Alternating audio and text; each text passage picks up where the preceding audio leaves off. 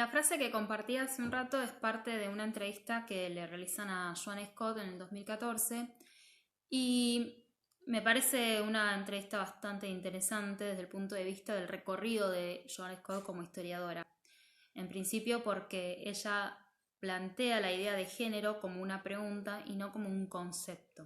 Y en principio habría que pensar en por qué Scott hace esta distinción y primero lo tendríamos que vincular con el concepto de género que se utiliza comúnmente. El concepto de género tiene una historia, al igual que cualquier concepto, y esto implica que tengamos en cuenta de dónde proviene esa conceptualización.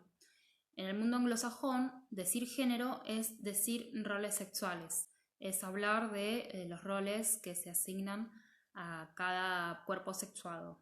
Entonces, Joan Scott lo que viene a proponer es que el concepto de género, así como está planteado, no explica nada y que para poder pensar qué es el género es necesario revisar qué implica ese tipo de vínculo en cada sociedad en su contexto histórico.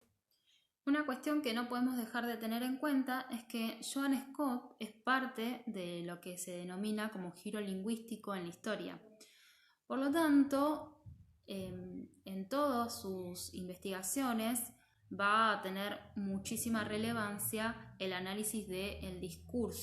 De hecho, podríamos tomar como ejemplo este libro de las mujeres y los derechos del hombre, que da cuenta de cómo ella va desarrollando la aplicación de esta categoría de análisis, partiendo de los discursos que circundan en la época de la Revolución Francesa y cómo parte de ese discurso asemella en quienes van a ser consideradas como las primeras feministas o como las feministas ilustradas.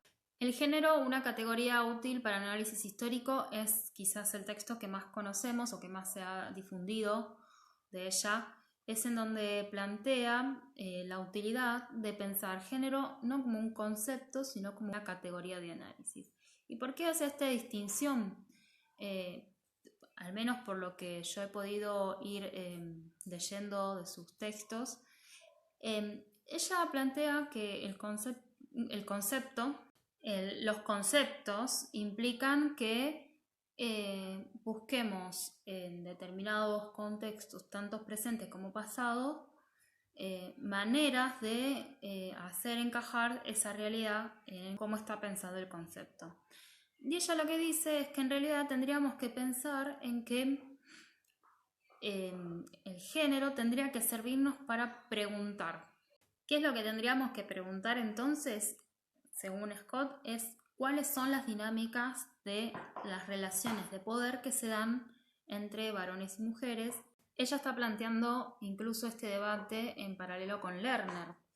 Mientras que Lerner habla de la categoría de patriarcado para pensar la opresión de las mujeres, Scott va a pensar en la categoría de género para comprender las dinámicas de poder entre varones y mujeres y cómo fueron construidas históricamente. Antes decía que Scott es parte de lo que comprendemos como el giro lingüístico y en este sentido, cuando ella plantea la categoría de género como una categoría que nos permite analizar relaciones de poder, lo hace pensando en que para desentramar esas relaciones de poder y poder comprender cómo se han construido, es necesario buscarlas y rastrearlas en determinados ámbitos de la sociedad.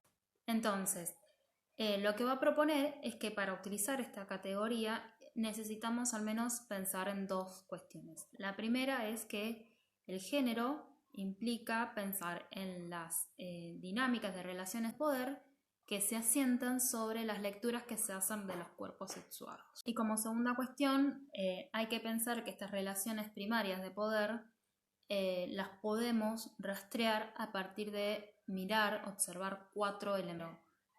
Las representaciones simbólicas que hay en una sociedad. Es decir, cuáles son los símbolos de los que disponemos en una sociedad que nos permiten comprender rápidamente qué implica ser varón y qué implica ser mujer. A este primer elemento ella suma un segundo elemento que serían los conceptos normativos. Y aquí podríamos pensar lo normativo en un sentido muy amplio que tiene que ver con la norma escrita y las normas más consuetudinarias, todo aquello que diga cómo debe ser tiene que ver con esos conceptos normativos, y ella plantea que hay un vínculo entre los símbolos y lo normativo. Es decir, que lo normativo de alguna manera logra presentar cuáles son los consensos respecto de lo simbólico que existe en una sociedad. Ahora bien, con lo simbólico y con lo normativo no alcanza. Ella plantea que es necesario pensar también entonces cuáles son las instituciones y las formas de organización social que permiten sostener estos símbolos y estos conceptos normativos. Y el cuarto elemento sería para ella lo que es la identidad subjetiva de cada persona, que se da en el marco de el cruce de las instituciones, la organización social, los conceptos normativos y las representaciones simbólicas en el marco de las relaciones de poder sobre los cuerpos sexuados. Bien, entonces esta es la manera en que Scott presenta la posibilidad de utilizar el género como una categoría de análisis y no como un concepto que explique solamente o que describa meramente los roles sexuales.